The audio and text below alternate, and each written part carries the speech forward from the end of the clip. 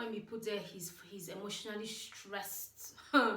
He's emotionally stressed. He can't study. He's missing his boo. His boo has to come and see. You just sweeten up the things. Trust in the Lord with all your hearts. Proverbs 3, verse 5. Hi guys, welcome to another video. Thank you guys for your love and your support in my previous videos. I thank you. Numbers may not seem as big as I want it to be, but I still thank you guys. For those of you who've been watching and who've been supportive and really appreciative, and I say a big thank you. Thank you, thank you, thank you. So today's video, as you can already see by the title, is going to talk about how I got my visa to the UK, my spousal dependent visa to the UK. And the reason why I thought I share my experience and why I record this video today is because I remember back when I was in Nigeria, when we were about to apply. I've obviously applied for UK visas in the past and gotten them, but this is an entirely different process, and I did not want to be rejected. I have never been rejected for a UK visa, which I'm really grateful for, but this was something that was way more important than the other types of visa that I've applied for, the normal visiting visa, the normal student visa. It is a lot different. This one was, if you get rejected, it would just be so heartbreaking to know that I had to spend even a lot more time away from my husband while we were married. Not even that we were not yet married, we were already married. So I just thought, I come and share this video because while I was trying to search, I came on the internet and I tried to search for videos. I did not find anything. Okay, so the only one video that I found was just seeing Alabi's video, how she talked about how she got her visa and all of that. I watched Tosin's video and it was very helpful. At the same time, it was very scary. But what I didn't realize the next day, after I had slept on the video, I'd woken up, I thought about all the things she said, was that her visa type is quite different from the visa type that I was applying for, and that was what I couldn't find on the internet. You could find it for other people, other countries, like from India and all of those other places coming to UK, but you wouldn't find anyone from Nigeria in specific coming to the UK with a spousal visa. So with Tosin Alabi's video, it was really different. It was obviously similar process and all of that, but it was different because her waiting period was longer. I think she paid a lot more money than I did, and I was like, she paid for priority service, and I think she waited for about, was it 12 weeks to get a response? I was like, 12 weeks, oh my god, like I cannot be waiting here for 12 weeks. My plan was to be with my husband in England for before Christmas. That was what I wanted. I was like, that would be after Christmas, that would be 2019 basically. There is no way that is going to happen. So we got married September 14th 2018. When we got married, I was not able to come back to England with my husband. My husband actually came back 2 days after we got married, so he had to leave. I wasn't able to come back with him, so I had to start the process all by myself. First things first, you need to be in love with this person. I'm not recording this video for people who want to just come to the UK and then disappear, and no, this video is for people who are genuinely in love, who have been separated by distance, because we were in a long distance relationship for about almost 3 years before we got married. It is not fun. It's just not the best. And now you're married, and then you still have to be in a distance with this person. So when we got married, the first thing obviously that I wanted to have was to get my marriage certificate, because that's what you need. This when you want to get your visa, nobody's going to ask you for your church certificates, so that was not even important to me at that point. What I needed was my marriage certificate from the Federal Republic of Nigeria to state that we are legally married by law, because that is what they need at the embassy. They don't need it from your church, whether you go to Redeem, you go to Assemblies of God, you go to a Mountain of Fire. They don't want to know. All they want to know is that you're Nigerian, you're legally married in your country has allowed you to get married. That is what they need. So that was the first thing that I got. I wanted to change my passport name, but I wanted to have a new passport in my husband's name. So I went and I started doing and I applied to get a new passport, international passport. While that was going on, I also had to go and do a change of name. So you have to do a change of name, and this has to be published on a national newspaper. So I did a change of name, and it was published on, I think it was published on Daily Times. No, not Daily Times, Daily Trust. Sorry, Daily Trust. It was published on Daily Trust. So I did have that change of name. You need to also attach that to your application. So all of these things are things that you need to attach to your application. It's not just having it for having sake. Then back to my passport. It was meant to be ready like a week after. I think I applied for that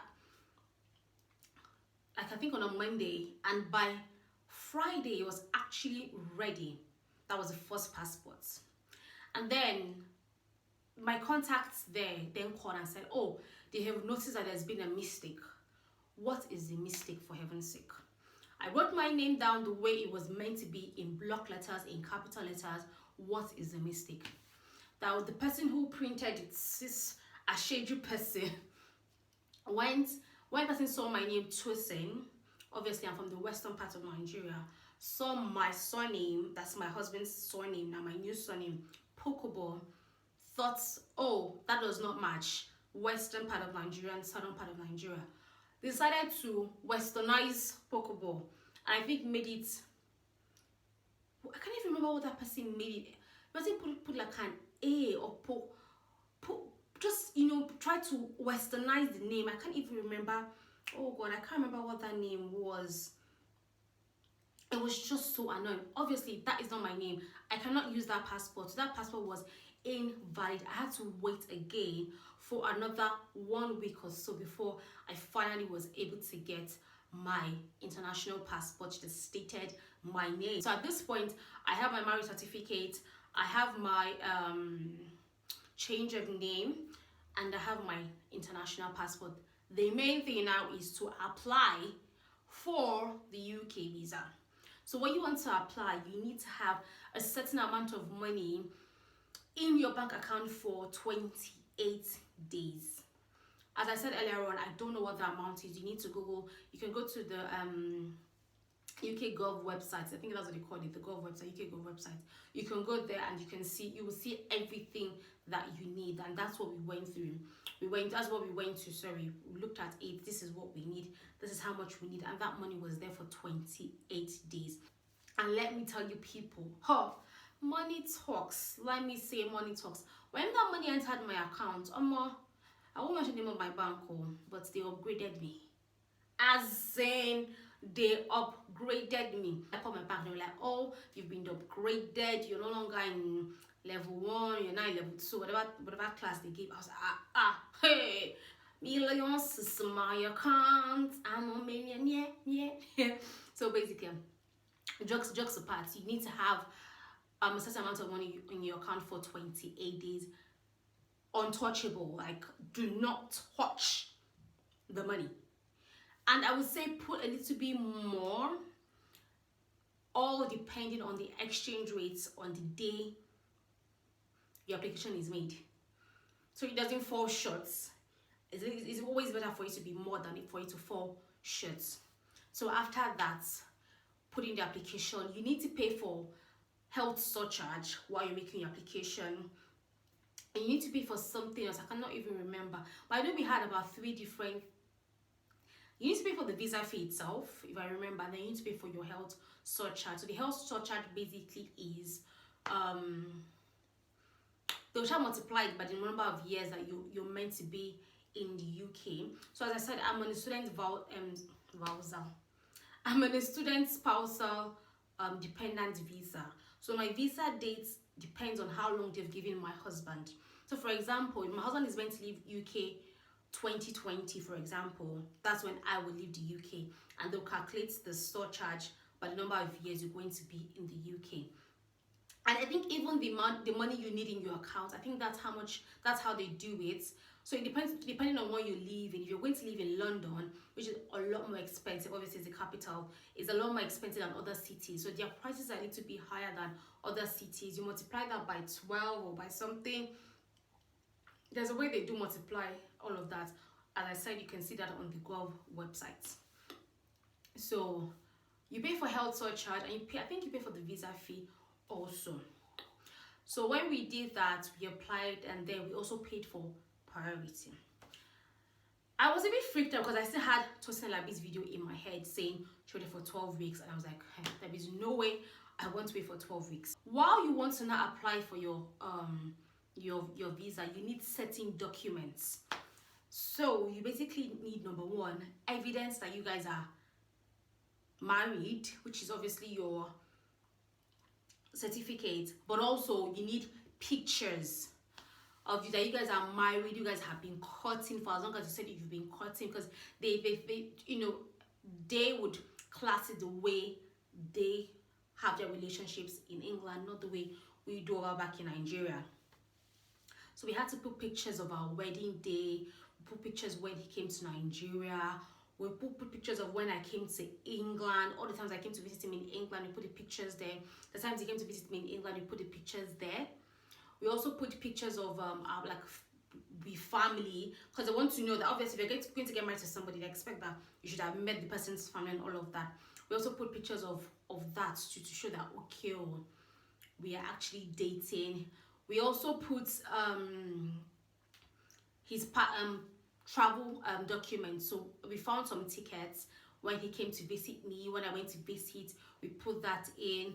When he sends me money, we the app he uses to transfer money to me, he actually contacted them, told them to send him like a transaction, blah blah blah. They sent that to him, we attached that one to it. Then you also need to put your chats. So we put our chats with WhatsApp chats, Facebook chat, all the apps that we've used to chat, we could find, download it. There's where you can download it and print and put it there. That is what we did. Yeah, so you need to put your chats. We put chats way back. So what we did was that we started from, I think we started chatting on, it was Messenger, but we don't have the Messenger app anymore, the WhatsApp Messenger app. We don't have that anymore. So we went back to our Facebook, and then basically we just started from the most farthest, which English should I even use? The most beginning part of the chat of our chats. Where that stopped, we then continued to whatever it is that we had. It was like a big thesis, a journal, that it was so, my application, my envelope was this big, my file was this big for my application. It was just so large. We printed that one. So I've said you print your pictures, you print if there's any financial transactions you've had. So you need to show transactions that you guys have had. Obviously they are Western people, they are Igbo people. They believe in gifts. It's not like us in Africa that you are dating your boyfriend or you're dating your girlfriend and you don't used to give gifts. They believe in all of these things. Like you need to give the person, you need to do, that's part of showing love. It's part of it for them. So obviously you need to kind of put that. So we did put that in, obviously, which was where the financial transactions he was sending to me. As I said, we put tickets of us traveling back and forth. If you don't have a ticket, you have not traveled to meet your spouse before, don't fret about it. I don't think, but whatever evidence you have that shows you guys are genuinely in love, dating, married, not dating, married, attach it.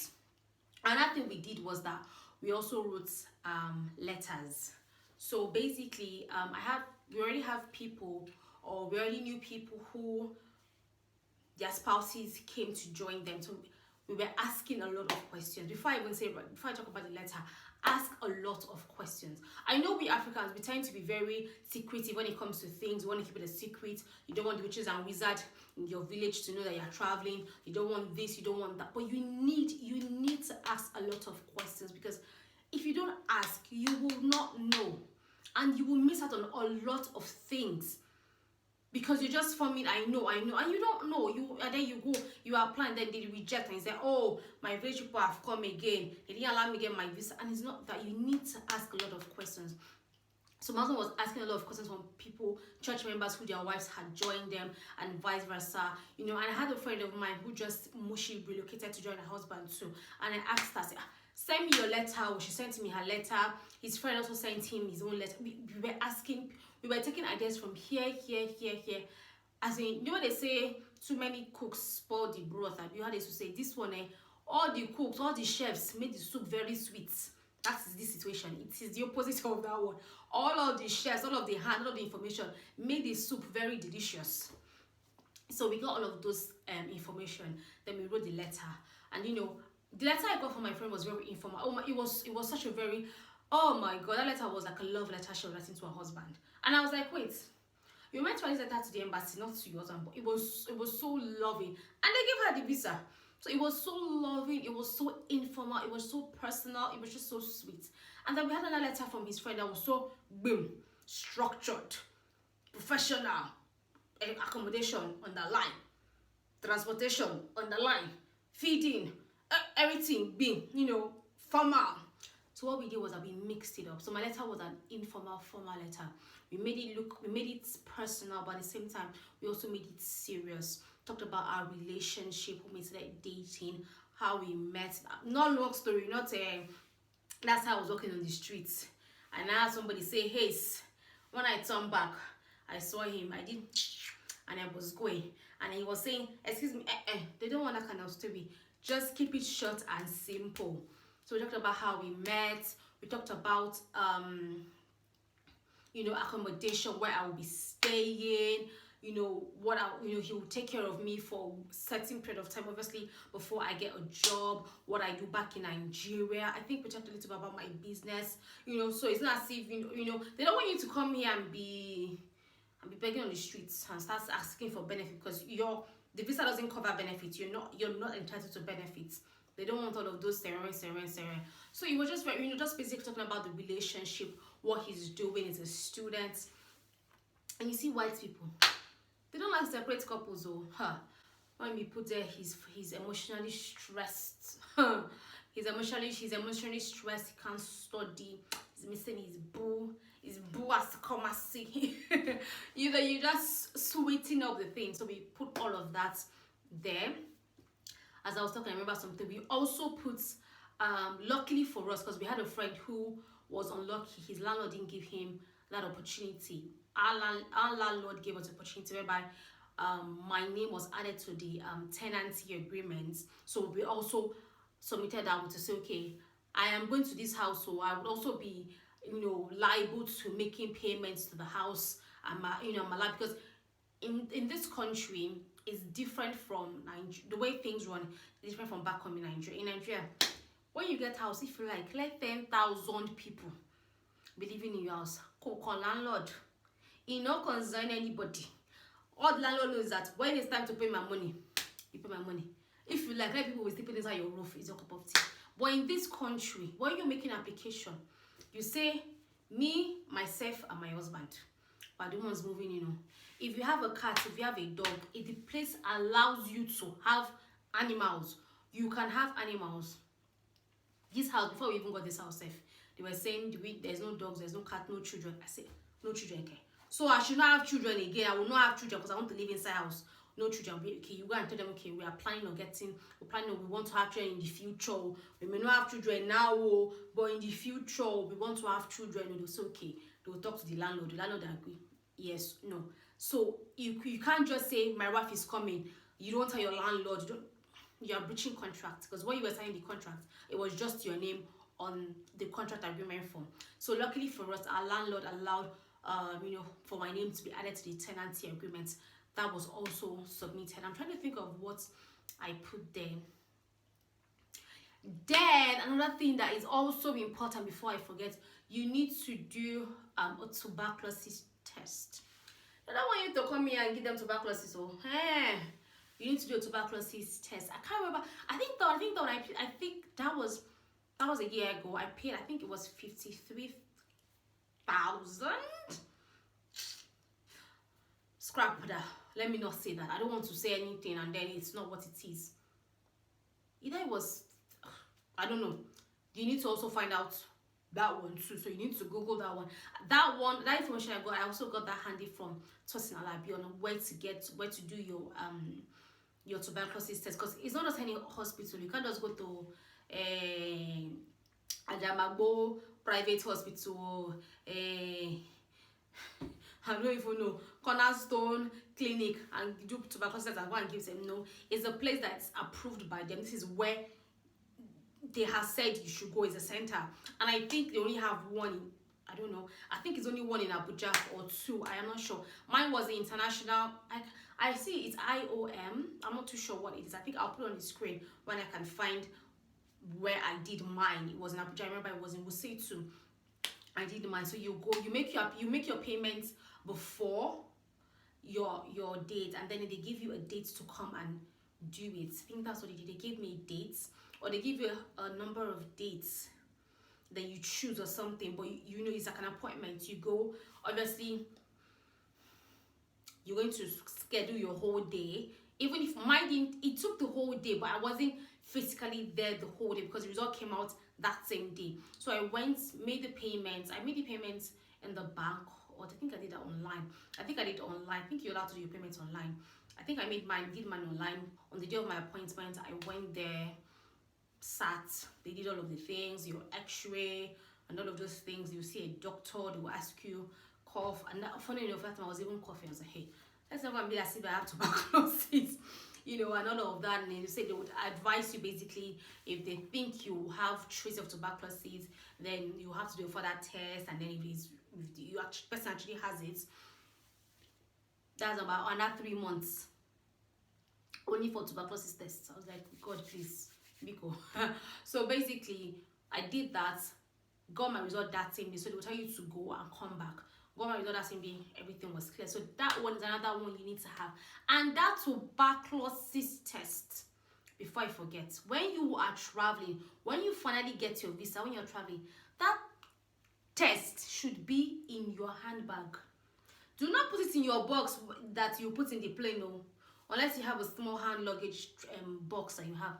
It needs to be in your hand luggage that you are carrying. Because if you get to when you get to the immigration office, a big place, if you don't have it, they won't tell you to go back, but obviously you will be delayed because you have to wait for your box. You will be delayed basically, and flights are coming in. It's not Molwe bus. It's not a 3-seater bus. That's the only 3 people that are coming down. It's 100 and something people on a plane. They will attend to them before they attend to you. So you need to have that certificate to hand. They will not allow you to enter their country if they don't see that evidence that you are cleared of tuberculosis. That's another thing you need to have. What else did we put? We just put basically, just things that we thought that would pass. I put my birth certificate to show my age. I think I also put my university degrees. I put them there just to show that I am educated. I also put obviously I studied in the UK, so I did my master's in the UK, so I have a UK certificate. So I put that there to show that, okay, I have come before, it just kind of gives them that peace of mind. Okay, you kind of know the system and all of that. I went for my interview that day. Because when you go to the interview, I keep forgetting what they used to call all these places now. The center, I cannot even remember. I can only see the building. I cannot remember what it's called. I would also put the name there if I remember. They would, when you get outside, somebody is there to check you've come on time, your name is on the list. They will tell you to go back upstairs. So when I go there, I pay for priority. I didn't even know that when you pay for priority, you still have to pay for another, you will spend money, but at the end of the day, it's worth it. You still have to pay for something else. I can't even remember what it was. we've paid for priority, but thinking, okay, that is what we. The guy was like, no, you've not made payment for something, and it was I and one other guy who, when I got there, the guy was there, was like, what are you talking about? Like, I've already paid for my priority, like, what do I need to pay for? The guy, okay, both of you should just go upstairs. When you get there, you sort yourself out. You just go. Like, priority. Because every time I've gone to go and apply for a visa, I used to go as normal. So I used to join all the line. But priority come first. I was feeling like a fearless. I was feeling like a fearless. I was feeling like I was like, yeah, so priority, like now we get Nigeria. So we got there and oh boy, the line was long. But as again, priority. And then when I now got there, I now saw somebody that I know from my past. I saw my ex-boyfriend's friend. And I wanted to be nice, to be like, hey, what's up? How you doing? But the guy was giving me attitude, like he was doing as if he didn't know me. I was like, hey, well, I will leave you here in this embassy. I will be in this place. I will leave you here today. It was on the normal line. He had even been there since 10 o'clock. Oh. It was for me nigga for me. He doesn't even know if I was going to pay for priority for him. He doesn't even know. I was going to upgrade his situation. So he was for me. He was doing as if he knows. He didn't see me. He doesn't know me. You're like, priority. Can you guys move forward? Can you guys move forward? And the guy went for me like, yes, so now we get money pass. Now we get money pass all of you for this place today. So they obviously attended, was like, you have to pay extra 30,000 naira. We're like, really? We brought out our ATM card. We're just like, yeah. Hey! The guy was looking at me like, is this not to say? Like, hey. I was like, yes, so. And she's married too. Like, she's married too, boo. Well, as I said, that was not my ex. That was my ex-friend. But I was like, yeah, she's married too. And she's applying for a spousal visa. She's going to UK. Priority. I'm just joking. But yeah, I was actually feeling very fresh in myself that day. I was like, yeah. And then when I was now there, hey, that's how the guy that was attending to me, the guy that let us in, the guy was not checking me. I'm like, brother, you're not saying that I am married. Abi, you're blind, you cannot see. He was checking me, was asking me, where do I live? I'm so beautiful. I was like, thank you. I was like, you're so beautiful. Sometimes his colleagues were like, man, go and do your job. Stop looking at a woman. Everybody there burst into laughter. We're all laughing. Then he took us to the room. As a priority, in fact, it's my portion in Jesus' name. First class service is my portion and my family's bonjour in Jesus' name. Because normal standard, you will go round and then come out through the door, and that priority side is just by the door. So we went where people come out is where we even entered from. The room was there. You can use your phone. Normally, you're not allowed to use your phone. You can use your phone. There were drinks, coffee, water, assorted wish. The oil pumping. And then you have the two. Were they 2 or 4? There were 2. But if I recall, there were 2 or 3 of where you normally go to, like the normal people that will attend to you.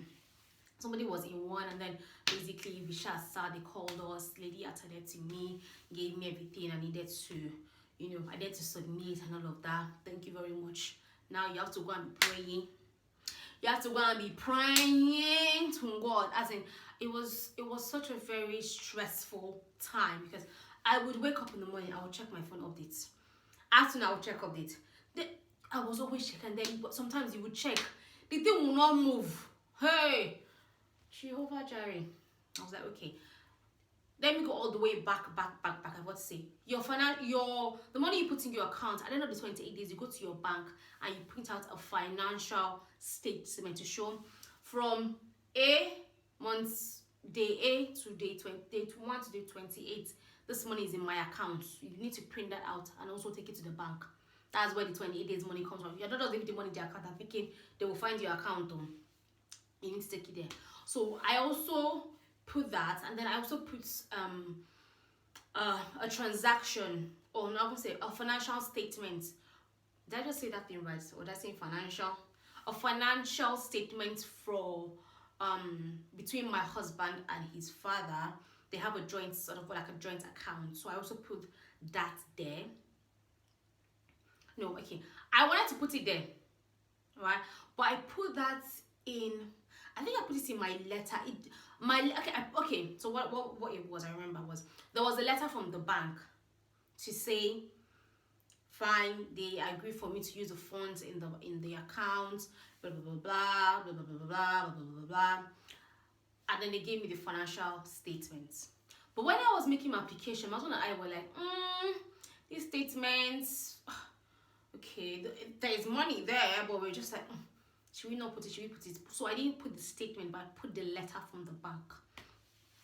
I think I did my application on Tuesday or Monday.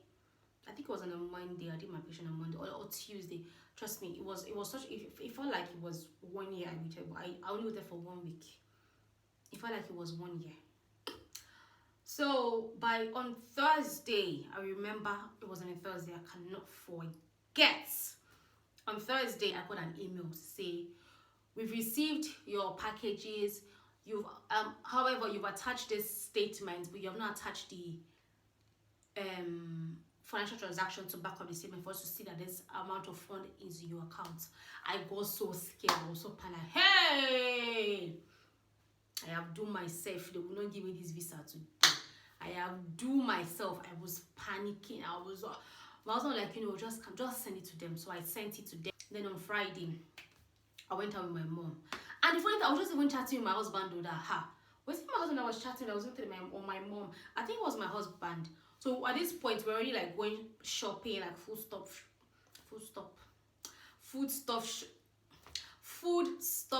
shopping. So we're already going to get stuff that I need, focus.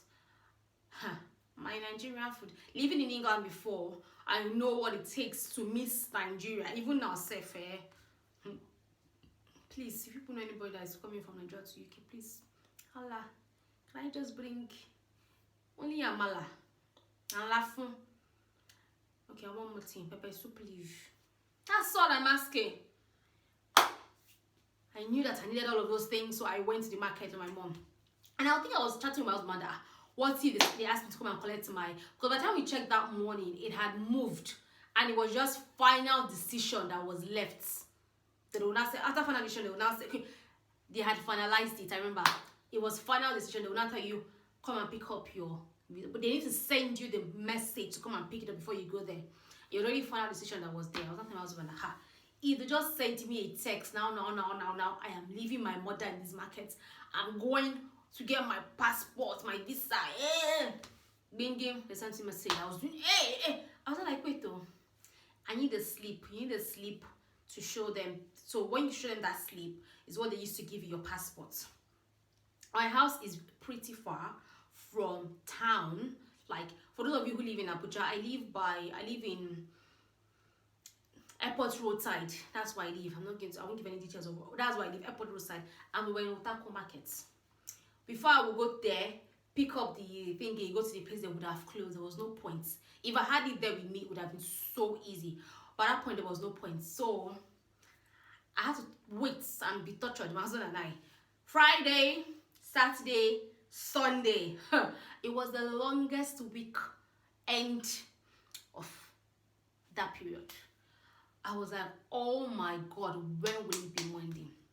Bearing in mind, my beautiful family in Port Harcourt, they were so, oh my God, I'm so blessed to just be married into this family I'm married into. So blessed, because on a normal day, when you get married to somebody, you're meant to go, if your husband is not going to be around, you're meant to pack your bag and go to your husband's people's place. So, for example, just like in my case, normally when you get married, you move to your husband's house. My husband is not based in is not based in Nigeria. He had already gone back to England.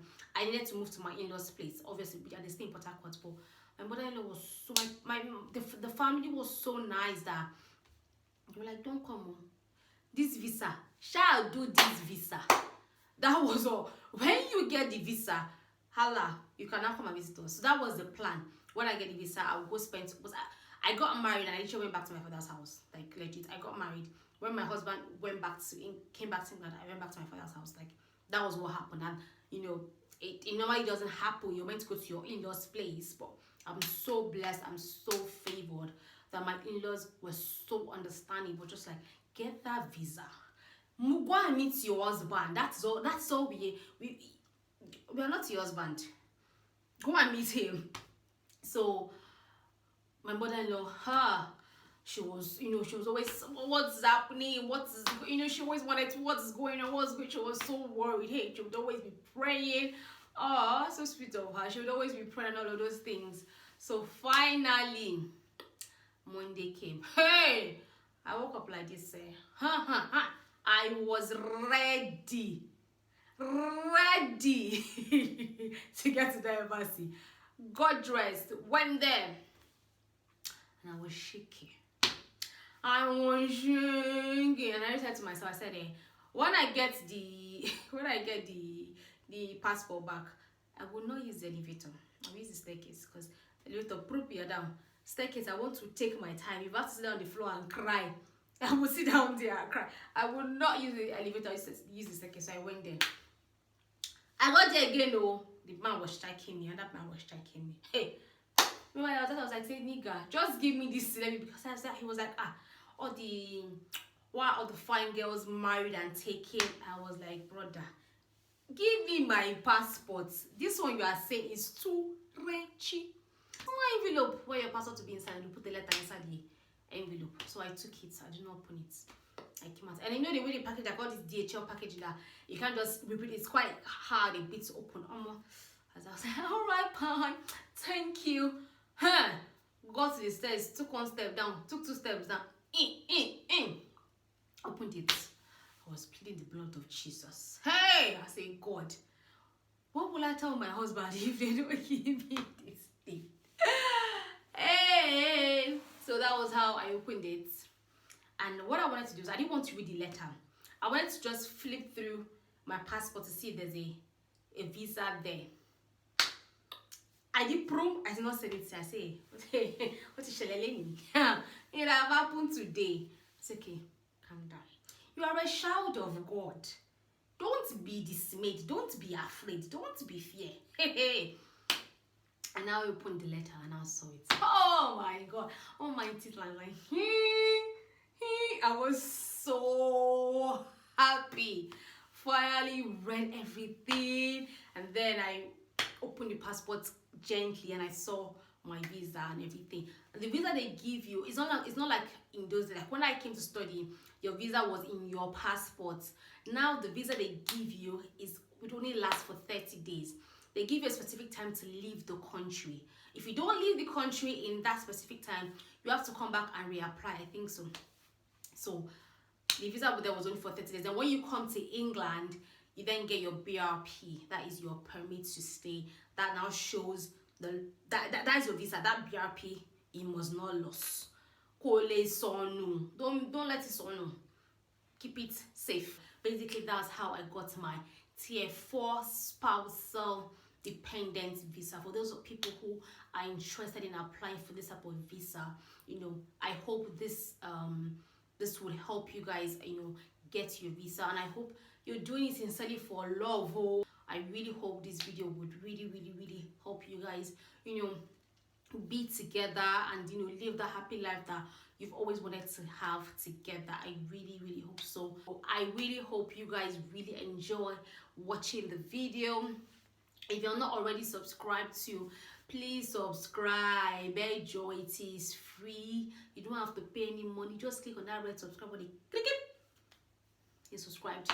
And that step you can take is to click on the bell button. Ding! Whenever I post a new video, you'll be the first people to get notification as there's a new video. Don't forget to like this video, share the video, tell a friend about the video. Just show your girl love and support, and we would really appreciate you guys.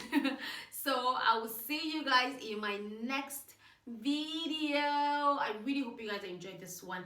God loves you, so do I. Bye guys.